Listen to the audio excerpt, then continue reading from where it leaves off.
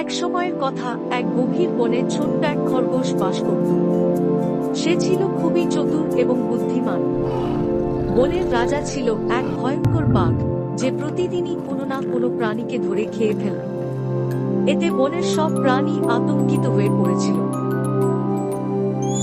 একদিন বাঘ ঘোষণা করল, প্রতিদিন তোমরা আমাকে খাবারের জন্য একটি প্রাণী পাঠাবে, না হলে আমি তোমাদের সবাইকে। সব প্রাণীরা ভয়ে কাঁপতে লাগল। একদিন পালা এলো ছোট্ট খরগোশের।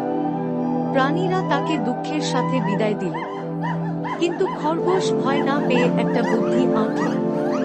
সে ধীরে ধীরে বাঘের কাছে পৌঁছাল।